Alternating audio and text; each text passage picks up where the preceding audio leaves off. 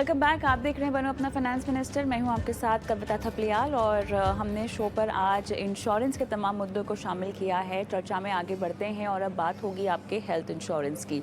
Health insurance का premium कैसे कम किया जाए, इसके नुस्खे जो हैं हम आपको आज बताएंगे। और इसके लिए हमारे साथ Vivek Chaturvedi, chief marketing officer और head of direct sales go digital general insurance हमारे साथ जुड़ गए हैं। विवेक, स्वागत है आपका हमारी इस पेशकश में। और वैसे तो हेल्थ इंश्योरेंस ऐसी चीज़ है जो कि आपकी फाइनेंशियल प्लानिंग के पहले कदमों में से एक आती है। और उसका प्रीमियम कम करने के जो नुस्खे हैं उसके बारे में आप सोचें उससे पहले तो आप ये गणना करें कि आपको उसकी कितनी ज़रूरत है। लेकिन फिर भी जैसे कि हम सब जानते हैं कि हर किसी के जेब पर फिट नहीं बैठते प्रीमियम हेल्थ इंश्योरेंस के, ख़ासतौर से वो लोग जो कि ज़्यादा कवरेज चाहते हैं। तो कुछ तरीके हैं जहाँ पर आप अपने प्रीमियम को जो है वो कम करने की कोशिश कर सकते हैं।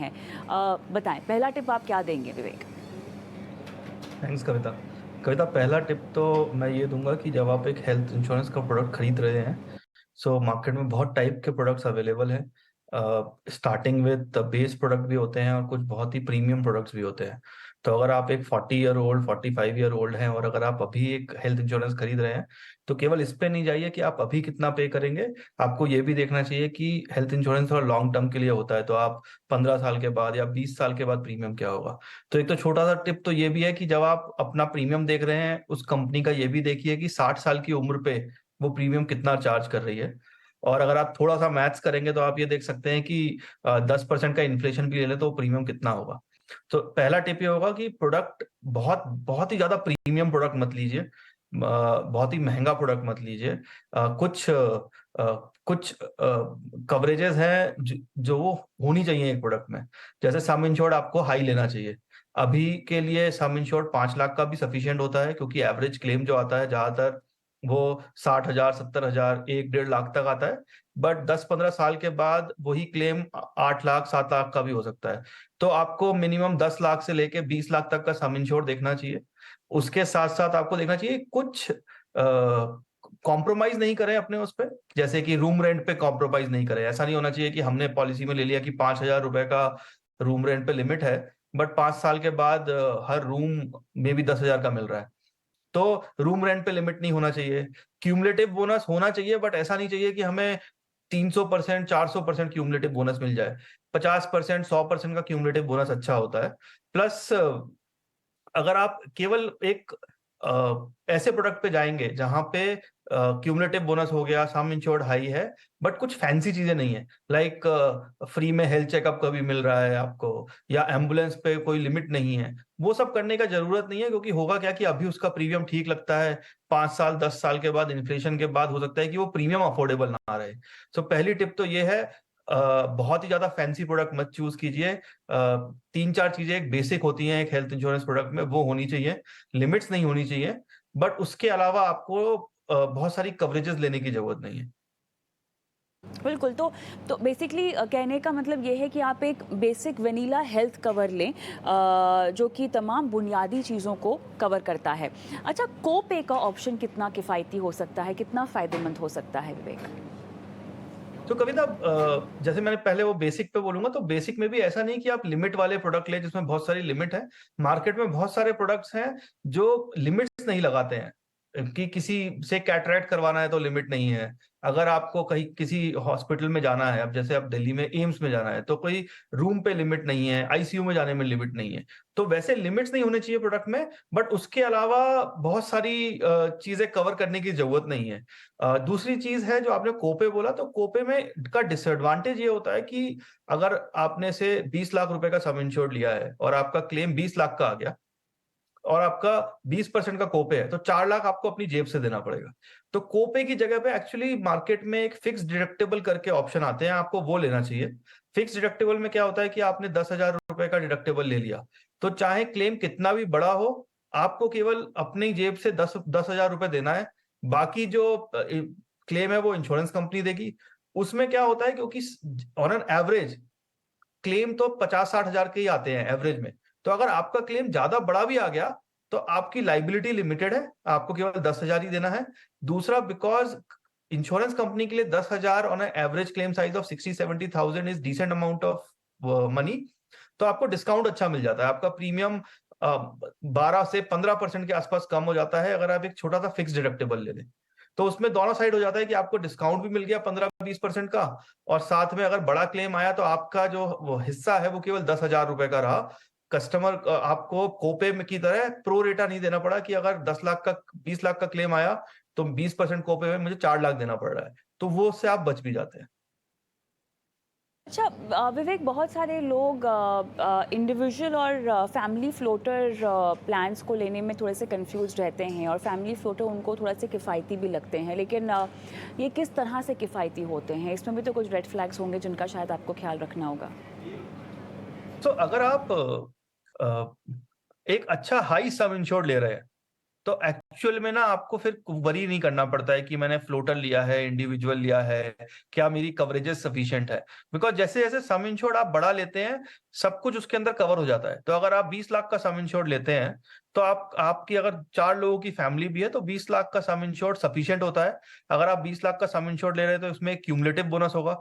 वो अगर आप 1 या 2 साल क्लेम नहीं लेते हैं तो 20 लाख का जो सम इंश्योर्ड है वो क्यूमुलेटिव बोनस बोनस के साथ 30 लाख या 40 लाख का हो जाएगा। तो आपके पास सफिशिएंट सम इंश्योर्ड होता है पूरी फैमिली के लिए। और आजकल फिर एक मार्केट में एक और बेनिफिट होता है, रीइंस्टेटमेंट भी बोलते हैं, सम इंश्योर्ड बैकअप भी बोलते हैं उसको। तो उसमें क्या होता है कि उसमें भी आप इवन एक वन टाइम का बैकअप ऑप्शन ले लें, जिसमें आजकल ज्यादातर जो बेस प्रोडक्ट है उनमें वन टाइम का बैकअप आपको मिल जाता है। तो उसमें क्या होता है, अगर आपका एक बार आपने क्लेम कर भी लिया तो उतना ही सम इंश्योर्ड आपके लिए और अवेलेबल होता है उसी साल के लिए। तो इफेक्टिवली आप एक बेस प्लान में भी अगर हाई सम इंश्योर्ड लेते हैं विथ वन टाइम बैकअप, 50% के आसपास का क्यूमुलेटिव बोनस, आपके पास 20 लाख में 50 लाख तक का क्लेम मैनेज करने का मल्टीपल लोगों का ऑप्शन होता है। अच्छा, और साथ ही जो टॉपअप जैसी चीज़ें हैं जो शायद लोगों को लगे कि अपने हेल्थ इंश्योरेंस प्लान पर उनको लेनी चाहिए, बाकी तरह के राइडर्स होते हैं, इन सब से बचना चाहिए ताकि आपकी कॉस्ट बचे। जी, तो अगर आपने एक बार सम इंश्योर्ड बड़ा ले लिया तो ना आपको टॉपअप की जरूरत है, ना आपको अलग से अपने लिए कोई कैंसर कवर लेने की जरूरत है या कोई और कवर लेने की जरूरत है। सो मेरा तो बिलीफ ये है, और मैं सजेस्ट करूंगा एक बार अगर आप 20-25 लाख का सम इंश्योर्ड का प्रोडक्ट ले लेते हैं, आपको हेल्थ इंश्योरेंस में कुछ और लेने की जरूरत नहीं है। ना आपको क्रिटिकल इलनेस के लिए कुछ लेने की जरूरत है, वो सफिशियंट होता है। हेल्थ में क्लेम हर साल आते नहीं है, 3 साल 4 साल में आप एक बार क्लेम करेंगे। तो आपका क्यूमुलेटिव बोनस मिला के एक आपके पास वो वन टाइम सम इंश्योर्ड का बेनिफिट रहेगा बैकअप करने का, वो सब मिला के इफेक्टिवली आपके पास 30 लाख से 40 लाख तक के क्लेम को मैनेज करने का सम इंश्योर्ड रहेगा।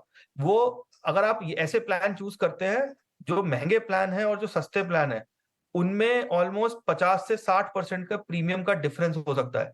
कि आप एक्चुअली अगर एक अपनी जरूरत के हिसाब से एक सिंपल प्लान लेंगे, वो प्लान 40-50% सस्ता हो सकता है वर्सेस मार्केट में जो बहुत ही फैंसी प्रोडक्ट मिल रहे हैं। Problem with fancy product is कि अभी तो लगता है कि अफोर्डेबल है, बट जैसे जैसे एज बढ़ेगी और जैसे जैसे मेडिकल इन्फ्लेशन बढ़ेगा, तब वो प्रोडक्ट अफोर्ड करना मुश्किल हो जाता है। और उसके बाद फिर ये भी होता है कि जब लोग 50s में चले जाते हैं, 60s में चले जाते हैं, तब उनके पास प्रीमियम देने के लिए अफोर्डेबिलिटी नहीं रहती, तो या तो उनको छोड़ना पड़ता है या फिर उनको इंश्योरेंस कंपनी के पास जाके अपना कवरेजेस कम करवाना पड़ता है। तो बेटर ये है कि आप एक ऐसा प्रोडक्ट लें जो अगले 20-25 साल तक आपको सेफ रखेगा, बट उसमें कुछ फैंसी चीज लेने की जरूरत नहीं है। जो कॉम्प्लिकेटेड लगता है हेल्थ इंश्योरेंस, बट 4-5 चीजें हैं जो इंपॉर्टेंट होती हैं। उसके अलावा आपको जो भी अलग से मिल रहा है, कि आपको ओपीडी मिल रहा है, आपको हेल्थ चेकअप मिल रहा है हर साल, वो सब चीजें अननेसेसरीली प्रीमियम बढ़ा देती हैं आपका। जो आप यूज करें या ना करें, अगर आपको हेल्थ चेकअप करवाना है आप अपने पैसे से करवा सकते हैं, बट अगर वो 20-25 साल के बाद उसका प्रीमियम अफोर्डेबल नहीं रहा तो वो हमको देखना चाहिए। इसमें मैं एक और चीज ऐड करना चाहूंगा Kavita, that PD, pre existing illness, वो भी एक फैक्टर होता है। तो अगर आपको प्री एग्जिस्टिंग इलनेस नहीं है, तो आपको ना डायबिटीज है ना हाइपरटेंशन है, कुछ नहीं है, तो एक्चुअली आप प्लान ऐसा ले सकते हैं जिसका जो जो पीडी ज्यादा देर के बाद कवर करता है। तो अगर आप 3 साल का प्री एग्जिस्टिंग इलनेस का वेटिंग पीरियड या 4 साल का प्री एग्जिस्टिंग वेटिंग पीरियड लेंगे तो प्रीमियम और कम हो जाता है। और क्योंकि आपको प्री एग्जिस्टिंग इलनेस है नहीं, तो वो आपके लिए मैटर भी नहीं करता है, क्योंकि आपको अगर क्लेम आएगा भी तो वो कुछ नई चीज से आ रहा है, आपको कुछ एग्जिस्टिंग नहीं है। सो वो भी एक तरीका है प्रीमियम कम करने का। जब आप 2 साल के पीडी से 3 साल या 4 साल जाते हैं तो आपको 6-7% के आसपास का प्रीमियम कम हो जाता है। वो और बेस्ट पार्ट ये है कि जब आपका प्रीमियम कम होता है, तो नेक्स्ट ईयर भी आपको उस प्रीमियम पे बेनिफिट मिलता है। तो अगर आपने इस साल ये सब चीज़ें करके 20,000 रुपए का प्रीमियम दिया या 10,000 रुपए का प्रीमियम दिया, नेक्स्ट ईयर जब आपका अगर प्रीमियम इंक्रीज़ भी होगा तो 10,000 के ऊपर होगा।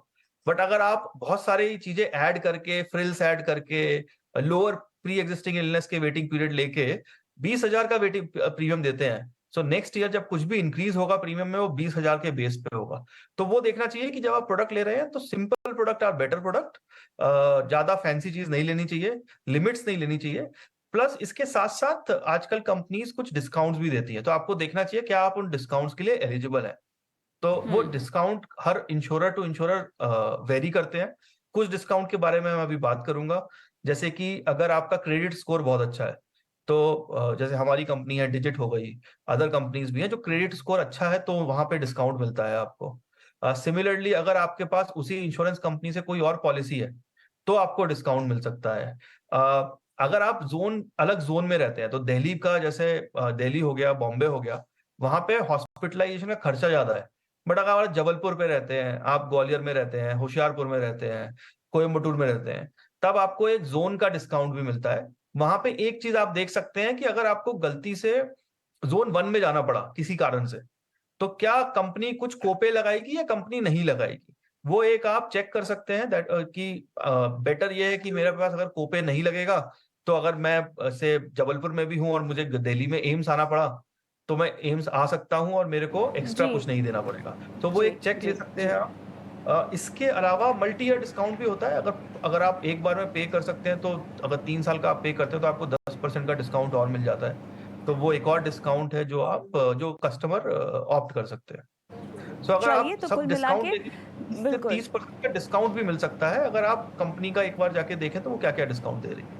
बिल्कुल। चलिए, तो कुल मिला के ये वो तरीके जिसके ज़रिए हेल्थ इंश्योरेंस प्रीमियम को कम करने की आप कोशिश कर सकते हैं, कवायद कर सकते हैं। बहुत-बहुत धन्यवाद आशीष, आपने बहुत-बहुत धन्यवाद, हमारे साथ आपने समय निकाला विवेक, और दर्शकों को तमाम जानकारियाँ दी।